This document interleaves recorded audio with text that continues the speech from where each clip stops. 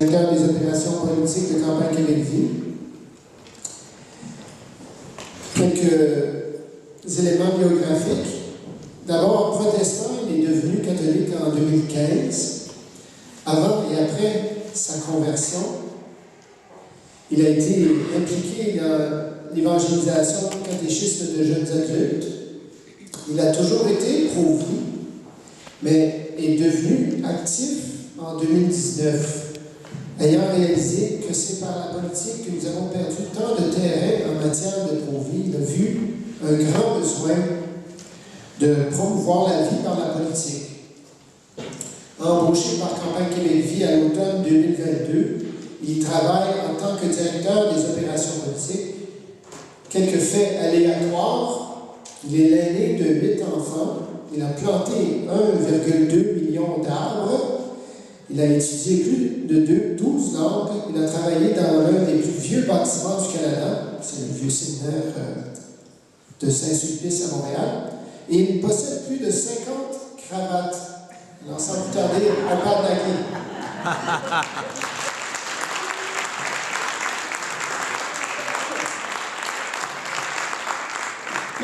Merci Georges. Ben, parfait. Alors juste pour vous informer, c'est ma première présentation, je pense que c'est ma première présentation dans le cadre de mon travail avec Campagne Québec-Vie. Alors soyez patients avec moi, puis les présentations au fil des années vont certainement s'améliorer beaucoup. Alors pourquoi la Hongrie? Alors moi-même je suis hongrois, je suis d'origine hongroise, né au Canada, mais à des parents hongrois. Et on entend, du côté pro-vie, on entend beaucoup parler de la Hongrie récemment, dans la dernière décennie, à cause de certaines choses qu'ils font là-bas. Alors c'est ça qui m'intéressait. J'ai seulement été 2 fois en Hongrie de ma vie, une fois il y a 15 ans, et cette année j'ai eu le privilège d'y retourner pour quelques semaines. Et c'était dans le but d'explorer où est rendu le mouvement pro-vie en Hongrie et quels sont ces pays, et d'approfondir ma connaissance sur les politiques familiales hongroises dont on entend parler souvent de bons et de mauvais, dépendant de quelles autres nouvelles on écoute. Mais c'est ça. Commençons. Aujourd'hui, je vais faire un petit aperçu sur l'histoire de la Hongrie, plutôt du côté démographique. Parler des politiques familiales hongroises, du mouvement pro-vie hongrois, une comparaison aussi entre le Québec et la Hongrie, puisque ça fait un peu de temps que je vois beaucoup de similarités démographiques, mais culturelles, sociales aussi. Alors, la Hongrie a été fondée en l'an 896. C'était une tribu venant de l'Asie qui a fait du bassin des Carpates sa maison, au sens chez soi. L'an 1000 est une date, exactement l'an 1000, c'est une date très importante pour la Hongrie. C'est là où le roi Étienne a reçu sa couronne.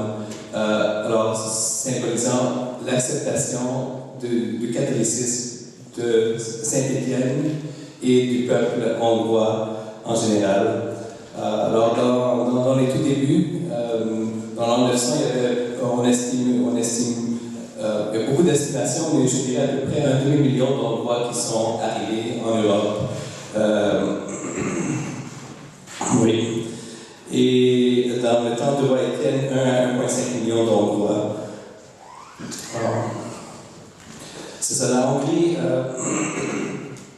La Hongrie historique est beaucoup plus grande que la Hongrie actuelle. Alors, je vais montrer une comparaison après. Mais allant au XIIIe siècle, la population de la Hongrie est montée jusqu'à 2 millions. Mais à cause de l'invasion mongole, la population est descendue presque à moitié. Alors, les Mongols ont vraiment exterminé toute la population qu'ils rencontraient. Et c'est vraiment par chance que les Mongols se sont retirés et sont retournés en Asie. Et là, le royaume de la Hongrie a pu commencer à rebâtir. Alors, pour faire cela, le roi de la Hongrie a demandé à l'empereur de États chrétiens de l'Europe. Merci beaucoup. D'envoyer des colons pour aider à rebâtir le pays. Alors, dès le tout début de la Hongrie, il y avait beaucoup d'autres peuples qui aussi faisaient part, ont été apportés à la Hongrie. Alors, une autre invasion, la Hongrie a souffert une deuxième très grande invasion, c'est l'invasion turque. Et de ce temps-là, la Hongrie faisait à peu près 3,5 à 5 millions de population.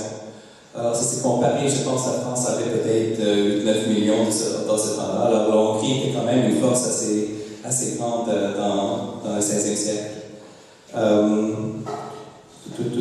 Oui, puis là aussi, la majorité de la population était encore culturellement hongrois, mais aussi après que les Turcs sont partis de la Hongrie a encore accueilli de nombreux immigrants colons pour aussi rebâtir le pays. Et ça, c'est une carte ethnique de la Hongrie juste avant la Première Guerre mondiale. Alors ça, c'est pour démontrer que la Hongrie, déjà dans le temps, au début du XXe siècle, comporte beaucoup de nationalités. Alors en haut, on peut voir les ethnicités hongroises. Dans le nord, il y a les Slovaques, après les Ukrainiens en vert foncé, les Roumains en bleu. En bleu foncé, ça c'est la Croatie, qui faisait toujours partie de la Hongrie. Alors, ce qui est intéressant, c'est que de près du très début de la formation du royaume de la Hongrie, les Croates faisaient partie à part égale, mais avec une autonomie culturelle qu'ils gardaient. Et en jaune, ça c'est les peuples allemands. Alors, les peuples allemands étaient très importants après les deux invasions pour aider à rebâtir le pays. Ils étaient de très bons citoyens. Ils ont gardé quand même en Transylvanie leur identité allemande. Alors ça peut se voir, je n'ai pas de photo, mais ça peut se voir avec les villes qu'ils ont bâties en Transylvanie sont très beaux, je dirais typiquement allemands aussi. Alors ça c'est important à montrer parce que après la Première Guerre mondiale, la Hongrie a été démembrée. Alors la Hongrie a perdu la moitié de son peuple et 2/3 de son territoire. Alors pratiquement, ce qui est en rouge au centre, c'est ce qui reste de la Hongrie d'aujourd'hui. Mais dans le Parlement actuel, reflète ce qu'on avait avant ce traité de Trianon qui a démembré la Hongrie. Les différents partis du pays, les différents peuples étaient bien représentés. Au fond, en haut, on peut voir les différentes bannières de toutes les régions de la Hongrie. Et même aujourd'hui, les minorités ethniques peuvent faire élire un candidat pour représenter spécifiquement leur ethnicité. Et ça, c'est une carte de l'Hongrie actuelle.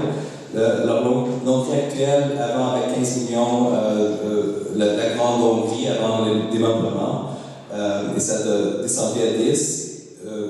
Aujourd'hui, c'est à peu près 10 millions d'habitants. C'est majoritairement une société agricole. Budapest contient 2 millions des 10 millions d'habitants.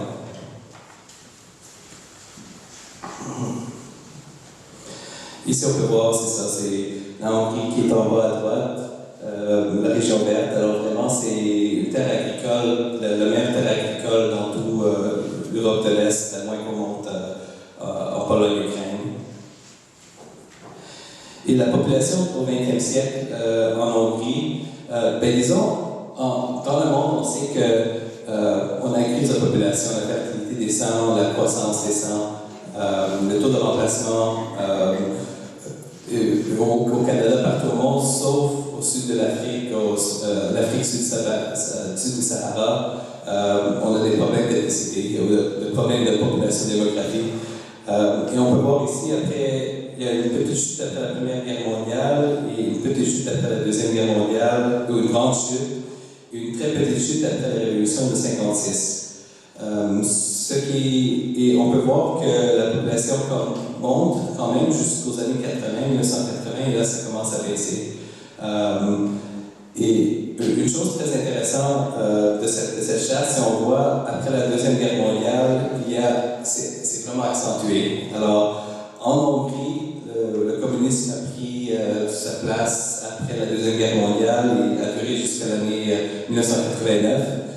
Mais dans les années 50, un des gouvernements a décidé d'abolir complètement l'avortement. Alors, l'avortement est devenu illégal pour quelques années, au début des années 50. Et c'est là où on peut voir une augmentation plus accentuée de la population en Hongrie. Et on peut voir aussi qu'à cause de cela, 30 ans plus tard, la bosse en haut, ça c'est les enfants ou les personnes nées durant, qu'on peut dire, l'ère Radko.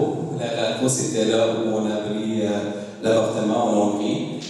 Jusqu'à la bosse, là, c'est les enfants nés durant l'ère Radko qui ont eu leur propre enfant. Et après ça, il y avait un déclin assez radical de la population.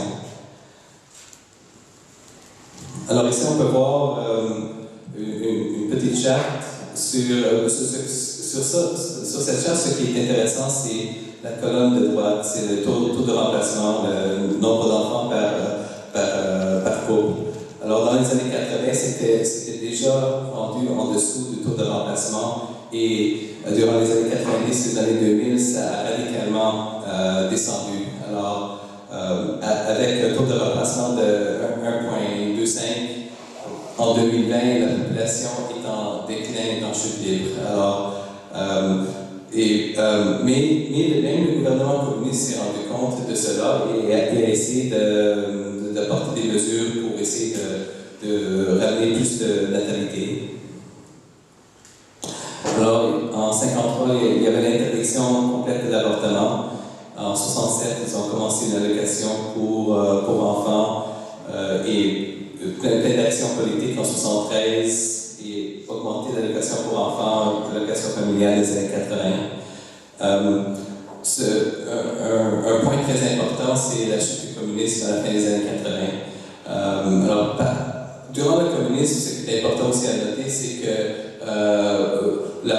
les personnes de foi étaient vraiment discriminées sous le communisme. Alors, moi-même, j'ai des histoires de ma famille où mon grand-père ne pouvait pas, ou a perdu son emploi, ou ils ont perdu leur maison parce qu'ils allaient à la messe, le dimanche. Et de même, sous le communisme, le pro-vie n'a pas pu prendre. Il n'y avait pas de mouvement pro-vie. Il n'y avait pas de. Si l'État faisait, si on critiquait l'État, on nous mettait en prison, on pourrait nous torturer, nous envoyer dans des camps. Alors, c'était vraiment. En Hongrie, c'était pas aussi mal que dans d'autres pays communistes. Alors, c'était un communisme plus légère, mais le droit on ne pouvait pas critiquer l'État. C'était un État où on avait quand même plus de biens que dans d'autres pays communistes. Alors, c'était quand même très intéressant que la Hongrie était plus capitaliste en secret. Oui, mais dans ce qui est de la critique de l'État, on pouvait, ou le droit d'expression, on n'en avait pas. Ce n'est seulement qu'en 1988, juste avant la chute du communisme, que les premiers pro-vie se sont manifestés, ou les premières personnes pro-vie ont débuté leur activité pro-vie. Entre les années 1950 et aujourd'hui, sur la population totale de la Hongrie est de 10 millions à peu près. Et durant ce temps-là, durant 75 ans, il y avait 6,1 millions d'avortements en Hongrie sur une population de 10 millions. Alors, ce que cela signifie, c'est que la permission pratiquement totale sur le communisme d'avorter ses enfants et les politiques qui vont contre les familles sous le communisme ont vraiment poussé à la mort de la moitié de la population. sans que l'avortement aurait été permis en Hongrie, la population aujourd'hui serait le double, serait de 20 millions au lieu de 10 millions. Et aussi c'est ça, avec la foi sur le communisme a vraiment pris un coup dur. Malgré cela, ce qui est très intéressant, que la Hongrie, dans les années 2010, a créé une nouvelle constitution qui a une identité très chrétienne. Alors, l'attitude vers l'avortement, beaucoup des endroits sont encore beaucoup en faveur de l'avortement, mais étrangement en faveur de la famille. Et aussi, du côté de la foi, beaucoup d'endroits, à cause du communisme, après le communisme, ne sont pas nécessairement revenus à la foi, mais ont quand même des valeurs de la foi. Alors ça, c'est quand même intéressant. Ça, c'est 3 personnalités. L'une d'eux, je pense que plusieurs d'entre vous reconnaissez. Mais je vais commencer avec cette dame, c'est une psychiatre, une médecin, Koch Maria. Alors, en 2009, elle a réalisé l'état où on était. Beaucoup de personnes ont réalisé l'état démographique de la Hongrie, que la population est en chute libre. Mais elle n'a pas seulement réalisé ça, elle a fait quelque chose. Alors, elle a rassemblé des intellectuels, des personnes de toutes classes de la société à une table ronde pour discuter de ce qui se passait pour la démographie au Québec, en Hongrie. Et à travers cette table ronde, elle a pu créer des recommandations aux politiciens et à la société pour essayer de rectifier la situation démographique.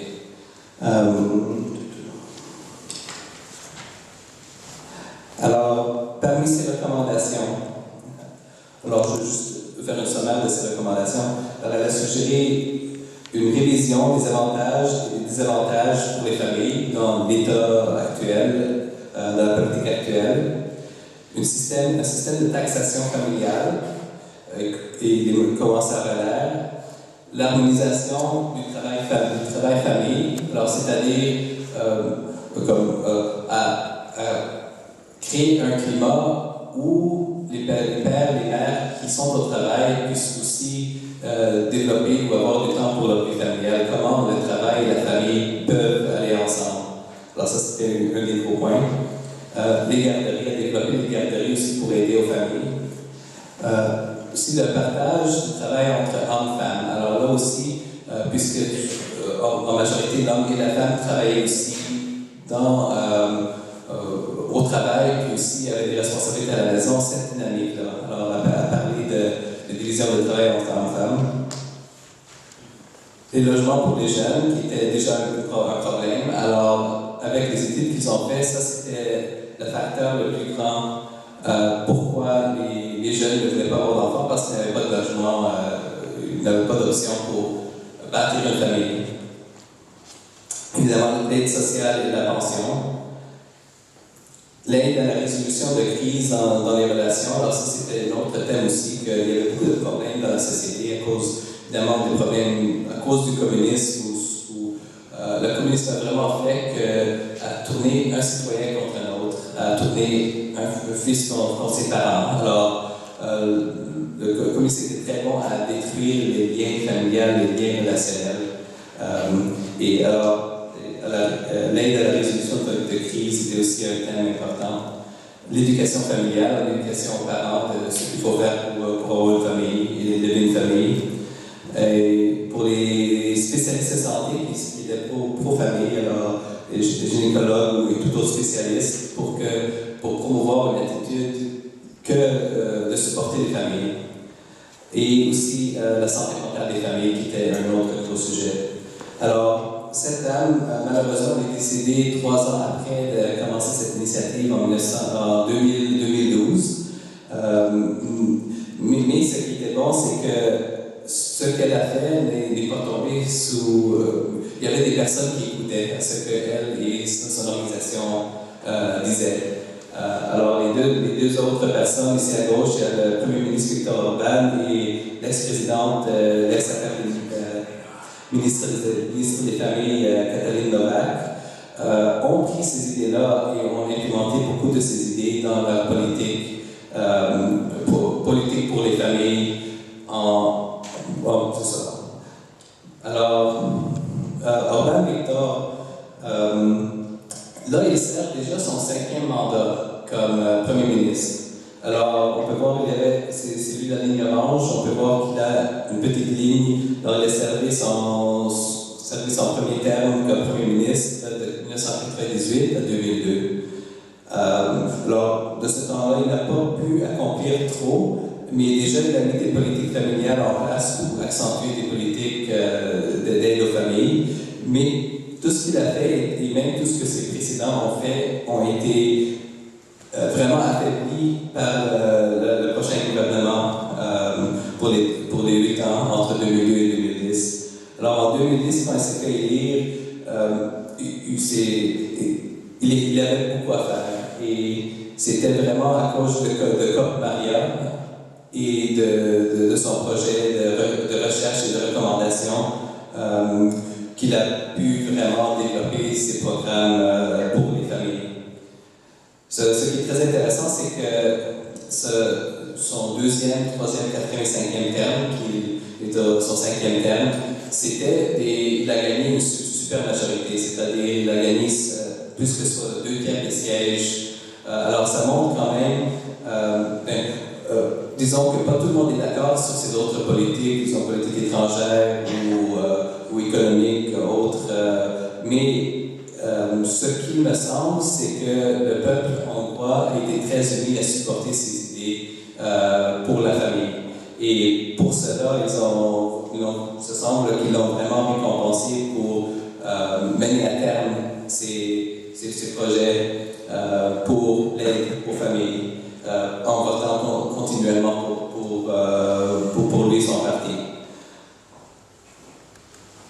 Mais ça, alors récemment, avant d'aller dans les politiques de famille, il a fait beaucoup d'autres choses. Je vais juste en nommer quelques-uns. Alors, il a arrêté les cours de théorie du genre dans les universités, rendu illégal de changer les documents de naissance pour changer de sexe, et pour l'adoption, les couples homosexuels n'ont plus le droit d'adopter. Alors, il est vraiment une force pour rétablir la famille traditionnelle en Hongrie. C'est la promotion de l'homosexuel qu'il a fait. Alors, les politiques de famille, je les ai séparées en 5 catégories. Alors, de l'année 2010 à 2020, il a implémenté beaucoup de ces politiques. Alors, je pense que je vais juste aller au prochain pour vous expliquer une par une. Alors, pour les couples, les familles, alors j'ai converti ça en dollars canadiens pour qu'on connaisse l'équivalent. Évidemment, en Hongrie, c'est le forint, c'est pas l'euro, ils ont une autre monnaie. Alors, les familles peuvent avoir recours à un prêt de 45 000 $ sans intérêt pour 5 ans. Alors, il n'y a pas de strings attached, il n'y a pas de restrictions, il n'y a pas de tu dois faire ceci ou cela, c'est juste un prêt pour chaque famille. Et quand le couple a un premier enfant, ça donne 3 ans de plus avant d'avoir l'intérêt, que commence à s'accumuler. Au deuxième enfant, 30% du prêt est remboursé, ou le couple n'a pas besoin de repayer 30%, et au troisième enfant, le prêt en totalité est pardonné. Alors, ça c'est quand même très gros pour, c'est ça, avoir 45 000 $ si on préfère avoir des enfants et de pouvoir garder ça. En même temps, il offre une subvention pour bâtir une nouvelle maison. Alors là aussi, c'est 45 $ si le couple a 2 enfants ou 67 000 s'il a 3 enfants. Et ça aussi, c'est une subvention. Alors ça, il propose un projet de bâtiment où je ne connais pas les modalités, mais là aussi, c'est de l'argent pour que les familles puissent avoir une maison qui est bonne pour élever leurs enfants. Aussi pour les voitures pour grandes familles, alors l'État donne une subvention de 11 000 $ pour, ça c'est une fourgonnette pour pouvoir transporter tous leurs enfants. Ce que je trouve qui est très intéressant, c'est qu'ils ont instauré une politique pour que les femmes qui ont 4 enfants ne payent plus d'impôts de leur vie, plus d'impôts sur le revenu de leur vie. Alors, la Hongrie a pris ces politiques et a aussi encouragé les femmes à retourner au travail après qu'ils aient leurs enfants. Et aussi pour les femmes n'ont qu'à travailler 40 ans avant d'avoir leur pension complète, mais ça peut être réduit jusqu'à 32 ans de travail selon le nombre d'enfants qu'ils ont. Et il y a aussi l'aide financière aux grands-parents. Les grands-parents, s'ils ne sont pas à la retraite, peuvent aussi demander une subvention ou l'aide financière pour encourager la coopération intergénérationnelle.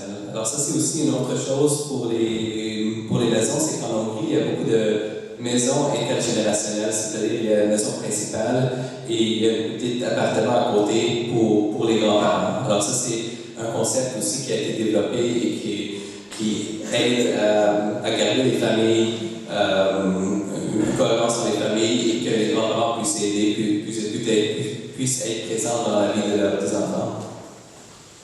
Alors, ça, le service de garderie aussi, beaucoup de subventions pour les services de garderie. Et c'est ça, la taxation familiale continue année par année à donner plus d'allocations par enfant. Et c'est intéressant, ils ont une allocation pour nouveaux mariés aussi. Alors, c'est crédit de taxes pour ceux qui viennent de se marier. C'est ça, c'est une charte d'aide financière selon l'âge des enfants. Je vais juste retourner si j'ai manqué quelque chose ici. Ah oui, ok, c'est ça.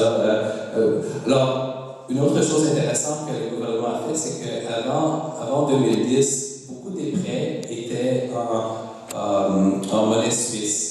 Alors les personnes qui avaient des hypothèques perdaient beaucoup à cause de la fluctuation entre la monnaie hongroise et la monnaie suisse. Beaucoup de personnes perdaient vraiment beaucoup, ne pouvaient pas payer leur hypothèque. Alors, autre chose qu'ils ont fait aussi, c'est de repatrier toutes les dettes dans la monnaie nationale pour donner la stabilité au peuple. Et il y a aussi la promotion, les livres d'école sont gratuits. Et l'État aussi promeut ou a instauré un système de vacances aussi pour les élèves.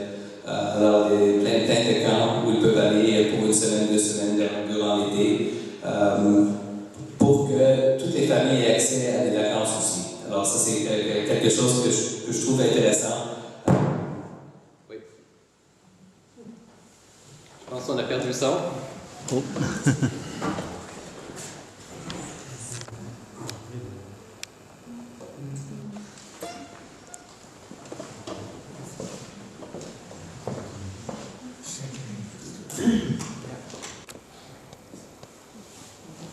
On peut continuer comme ça. OK.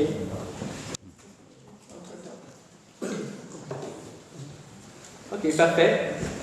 C'est ça. Alors, livre d'école gratuite, des vacances aussi.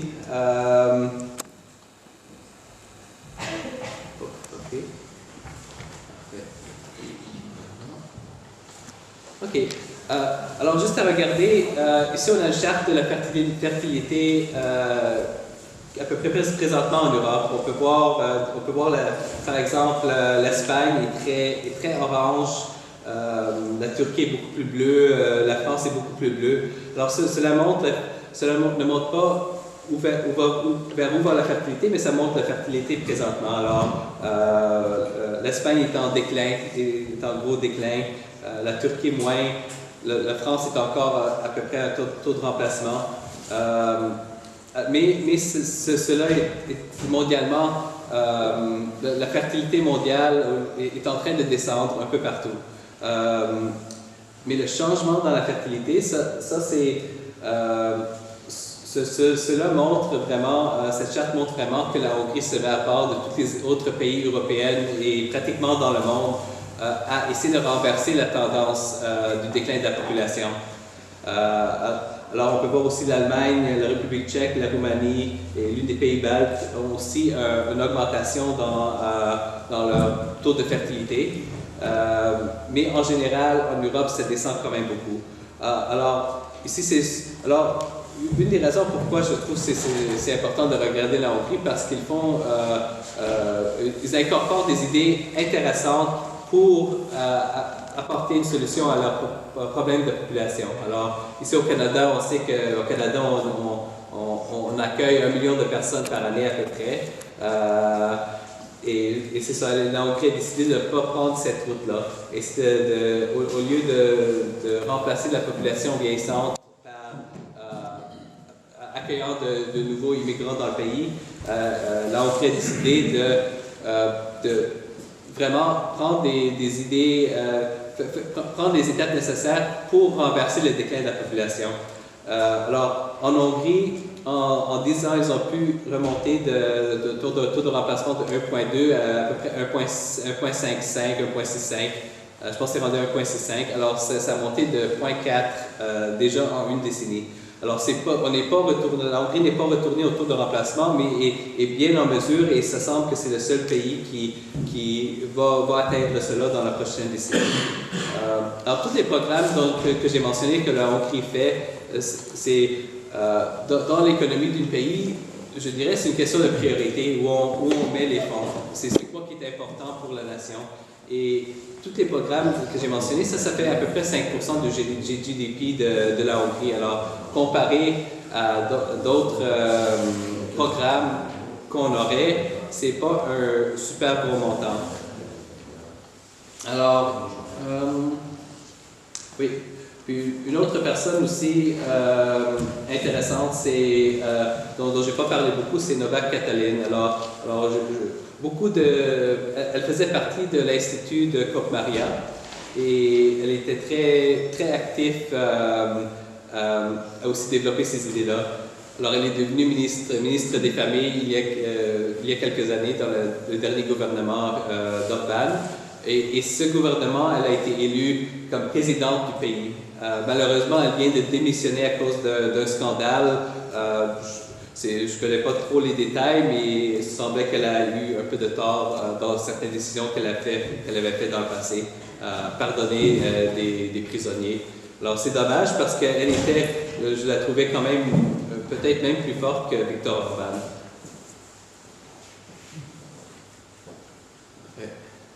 Alors, j'ai pu passer plus que 2 semaines en Hongrie ce janvier et une des choses que j'ai pu faire, c'est de rencontrer beaucoup des leaders pro-vie dans le pays.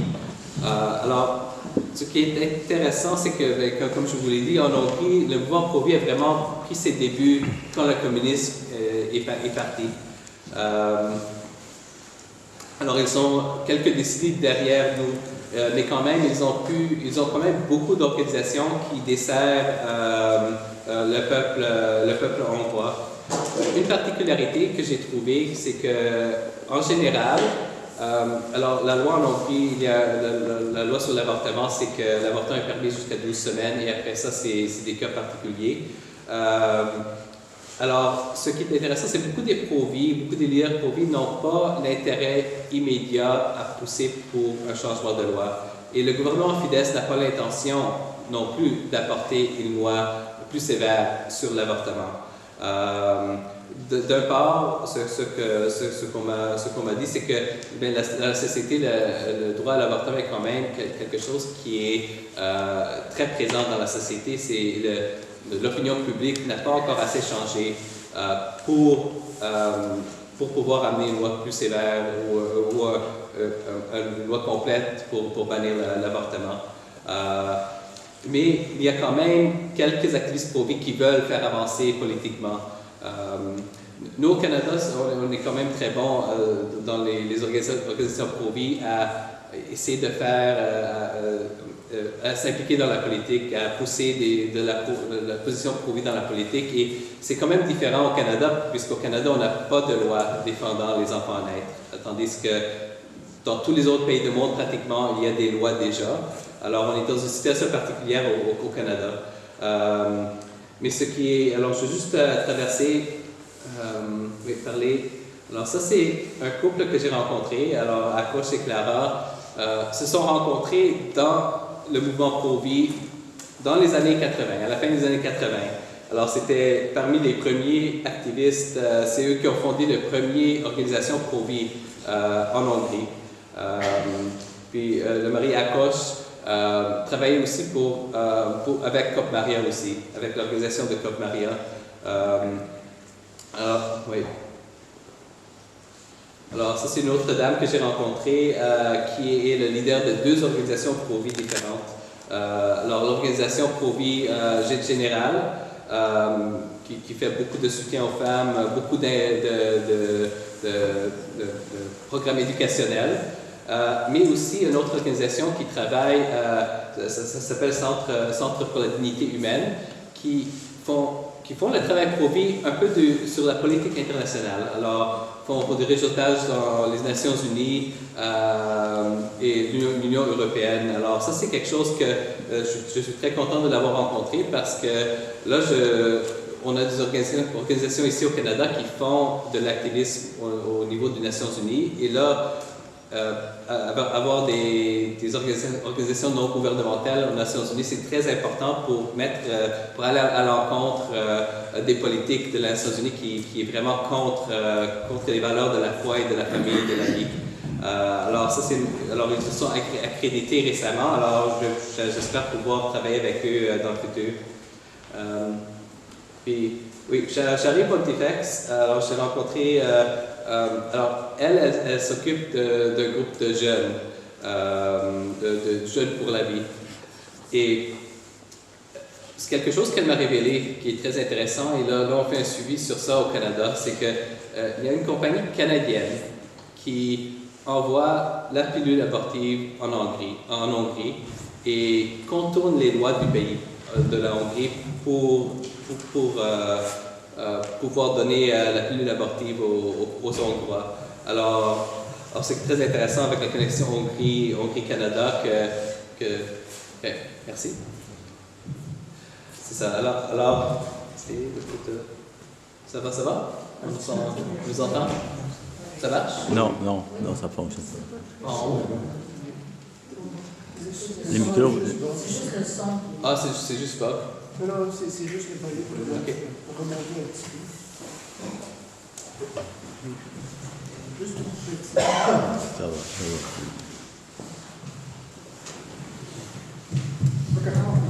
Ah.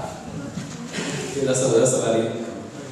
C'est ça. Alors avec Shari et quelques personnes sur le Canada, on essaie de voir quelle action on peut prendre pour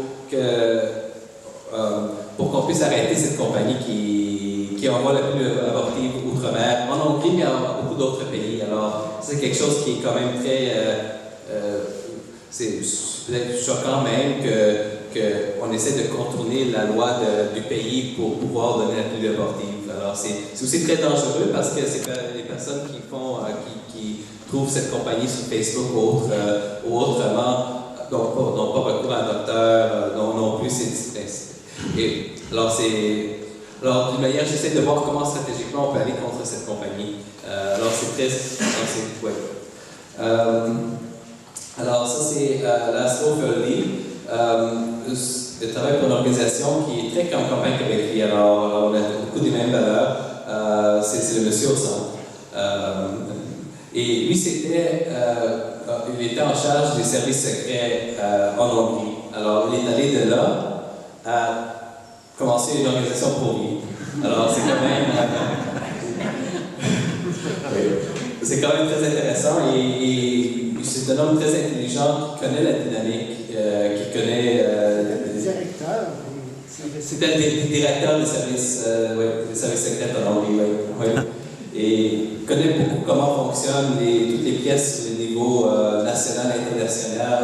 Alors, une très bonne personne avec qui garder le contact. Et lui aussi, il est très intéressé à faire du réseautage international pour qu'on puisse aller contre les mondialistes qui essayent vraiment de l'étouffer avec leur projet.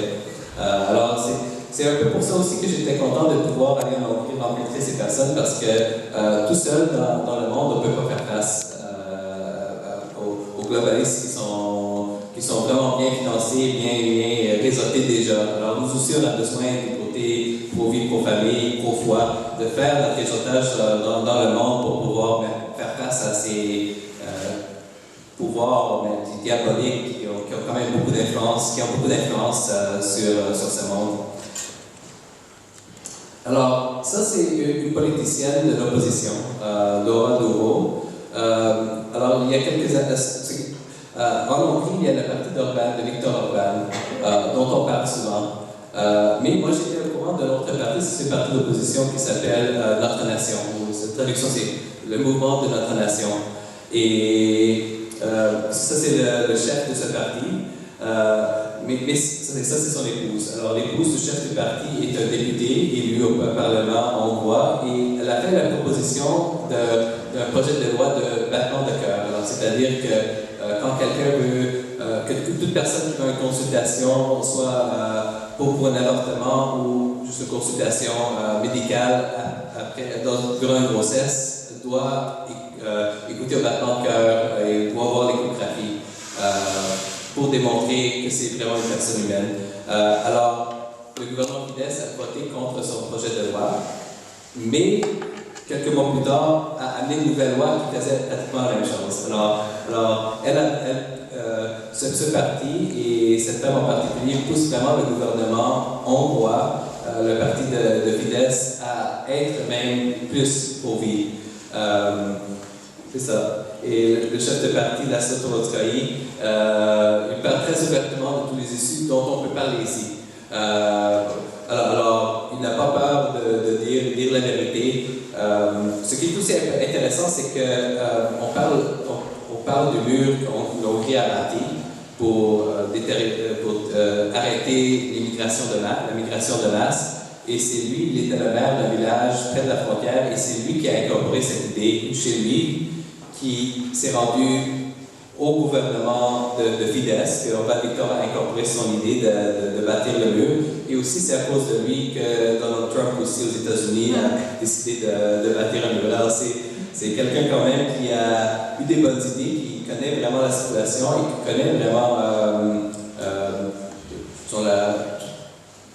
les différents aspects de la politique. Oui. Et aussi, c'est ça, il pousse vraiment le gouvernement dans la bonne direction.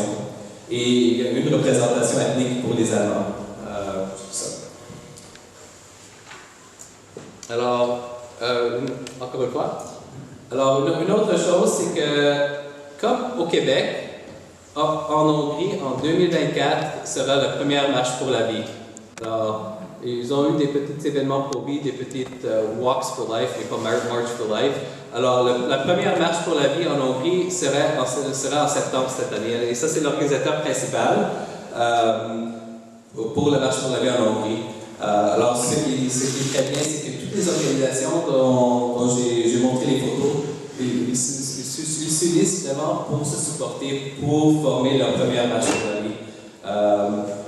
Alors, ça c'est très bien, ça pourrait faire avancer la position pour vie dans la société beaucoup plus aussi chez eux. Et c'est pour ça que M. Boucher va aussi nous parler justement de ça ici au Québec. Alors ça c'est une autre des activistes les plus importantes pour vie. Elle était journaliste, elle est encore journaliste, elle était une journaliste très populaire en Hongrie, elle est devenue militante pour vie aussi. Alors, j'ai malheureusement pas pu rencontrer ce couple, mais je leur ai parlé pendant que j'étais là. Ils ont plusieurs ministères pour vie qu'ils font, comme la vigne de Rachel, c'est eux qui font la vigne de Rachel en Hongrie, et sont en charge. L'une messe les plus anciennes où la messe était célébrée en Hongrie, il y a une église dans la rocher, dans la montagne de Bouddha, de côté de Bouddha de Budapest. Et c'est ce couple qui est en charge d'administrer cette chapelle. Alors, j'aurai une photo à la fin, mais alors, de côté catholique et Provi sont très impliqués en Hongrie. Et là-bas, c'est ça, on peut trouver facilement des ressources Provi en hongrois à la chapelle là-bas. Il y a beaucoup d'autres organisations Provi en Hongrie. La première, à gauche, Kinch, ça c'est l'organisation de Koch Maria. Et c'est une organisation qui est sortie de ça, c'est inspiré de son nom. Alors, il y a beaucoup d'organisations aussi qui soutiennent les valeurs, les valeurs pour la vie, les valeurs de famille, les valeurs de foi en Hongrie. Alors ça, c'est quelque chose qu'ils ont, malgré que c'est un pays très pauvre, il y a beaucoup de personnes qui s'impliquent, il y a beaucoup de personnes qui font vraiment beaucoup pour faire avancer les bonnes valeurs, les valeurs de la foi, les valeurs de la vie en Hongrie. Alors, c'est ça. Alors, une des raisons pourquoi j'ai voulu me présenter sur la Hongrie, c'est que je vois beaucoup de similarités. Alors, en Hongrie, la Hongrie a toujours dû se battre pour son existence, c'est-à-dire avec les invasions aujourd'hui contre l'Union européenne qui est vraiment contre la Hongrie, mais aussi tous les autres pays aux alentours sont d'une ethnicité différente, d'une culture différente. Alors la Hongrie est vraiment un pays unique, qui n'est pas indo-européen, qui n'est pas un peuple latin, slave ou germanique, mais est à part. Il est contourné de peuples qui ont leur allegiance avec d'autres nations. Alors, après la Première Guerre mondiale, après la Deuxième Guerre mondiale, la situation économique était très dure en Hongrie parce que c'est ça, c'était... Oui. Et on peut retourner aussi un peu au 19e siècle pour parler de l'Empire austro-hongrois. Alors, l'Empire austro-hongrois, il y avait les Autrichiens, l'empereur de l'Autriche, qui était aussi roi de la Hongrie. Et là, je peux comparer ça à ce qu'on a ici au Québec. On a le Canada anglais et le Canada français. Et c'est deux parties qui ne sont pas nécessairement égales. Et pour un temps, l'empereur de l'Autriche et les Autrichiens voulaient assimiler les Hongrois. Et il y avait deux révolutions, il y avait trois grosses révolutions dans l'histoire de la Hongrie, mais deux étaient sur cette identité-là, la troisième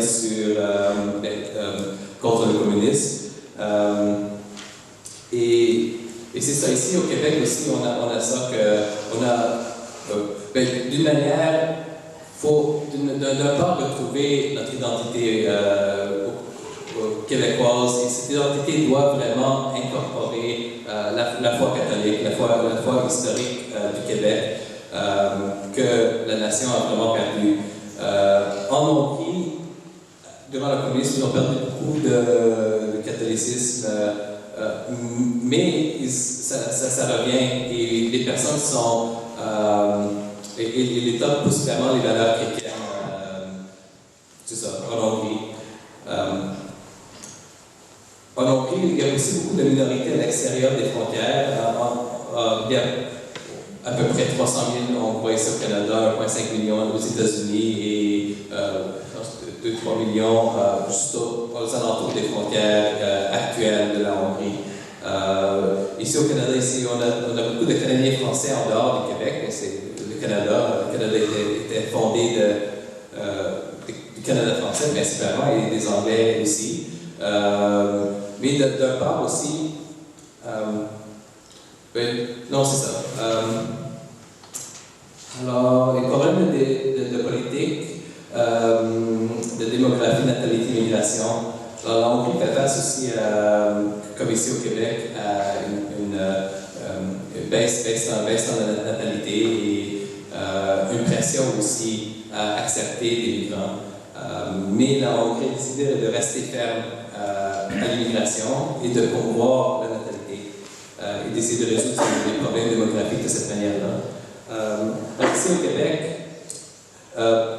on nous force, il y a beaucoup, le Canada accepte 1 million d'immigrants et beaucoup de ces immigrants viennent au Québec. Et ce que la Hongrie avait fait avant, la Grande Hongrie avait fait avant la Première Guerre mondiale, c'est qu'ils ont incorporé beaucoup des autres nations. Alors, essayer de former une confédération. Le dernier roi de la Hongrie, Franz Joseph, voulait faire de la Hongrie une confédération pour représenter tous les autres peuples, parce qu'il voyait que ces peuples étaient là pour rester. Il fallait valoriser ces peuples pour soutenir la nation hongroise. Et ici aussi, il faut vous dire que les Anglais, il y a des Anglais historiques ici, les immigrants sont ici pour rester, mais la question c'est comment on va de l'avant pour reformer une identité québécoise où tout le monde est content, où tout le monde soutient la nation, mais principalement comment rebâtir une culture canadienne-française qui est catholique, qui aime la famille, où on peut soutenir, où on peut avoir une prochaine génération. Alors ça, c'est des questions que je voulais poser en conclusion à ma présentation.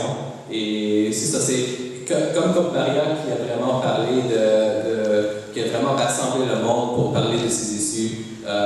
Ici au Québec, il faut aussi trouver les bonnes personnes pour aborder les issues difficiles de notre société et de pouvoir avancer, rebâtir et c'est ça.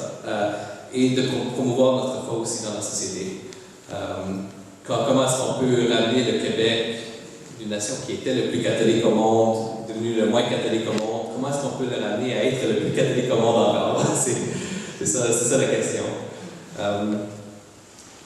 C'est ça. Alors ça, c'est une photo du grotto, de la caverne de la chapelle dans la montagne à Budapest, qui est là depuis des centenaires. Alors c'est ça. Alors on peut fermer sur ça, juste regarder si j'ai manqué quelque chose. Alors, oui, ok. Et juste un peu sur ce que je fais en campagne Québec. Moi, je suis le directeur d'opération politique. Alors, ce que ça veut dire, c'est que d'un part, je cherche ces candidats au vie à se présenter. Et dans tous les partis politiques, et je cherche à soutenir ces personnes qui veulent publiquement être un témoin de leur foi et de leur foi catholique et valeurs pour vie. Alors ça, c'est important qu'on soit présent dans la société, qu'on soit vu. C'est ça. Mais aussi, il faut que... ici à Lévis, vous êtes un bon nombre de personnes. Nous, à Campagne Québec, on n'est que quelques personnes responsables pour le Québec au complet. On ne peut pas desservir le Québec au complet, faire des activités partout. Alors, on veut aussi encourager les personnes localement à être plus actives sur le niveau Pro-Vie et on est là pour vous aider à faire des initiatives, des rencontres et aussi vous aider pour moi, j'ai vraiment peur que les gens comprennent mieux comment, comme chrétien, on peut s'impliquer dans la politique et dans la société. Alors, merci beaucoup.